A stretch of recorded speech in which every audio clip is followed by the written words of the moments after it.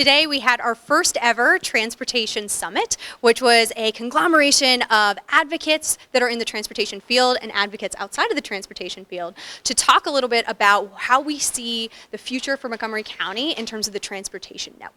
So we looked at both what are some of the issues here today, what are some things we want to fix, what are some things some opportunities that we don't want to miss, and then how can we achieve that. We have a lot of different competing values throughout the county. We definitely see that there is some demand for higher performing transit, so that's both moving faster, more reliable, and carrying more people. But then at the same time, we know that there are people who are driving today and probably will continue to in the future. So how do we balance all of those so that we can build a thriving network? You know, I think there were really a lot of good ideas here today. I heard transit first being thrown around left and right, and the reality is we have some good transit, options, but that doesn't help you get to a majority of the places in the county, and it doesn't serve a lot of the people. And I think our less than 20% of people are using transit to get to work or for most trips. That should be so much higher.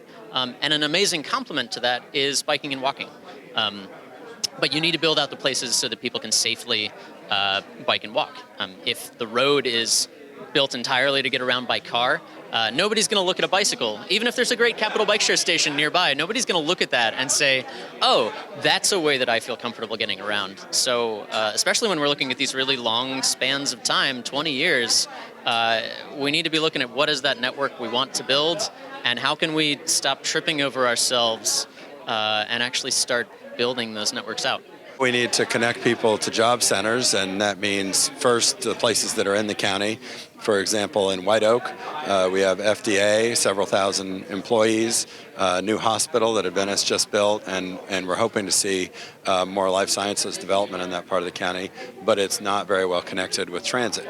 We're looking forward to the new bus rapid transit line opening up shortly, but even then I'd say it doesn't have anything like the kind of transit service that both ends of the Red Line corridor have up Georgia Avenue or out 355 and further west. So we want to look at ways that we can get people better connected to jobs and also hopefully not have so much driving going on that we have unbearable traffic congestion. I would like to see Montgomery County as a place where we can have all road users be able to use the infrastructure that we have in a safe way.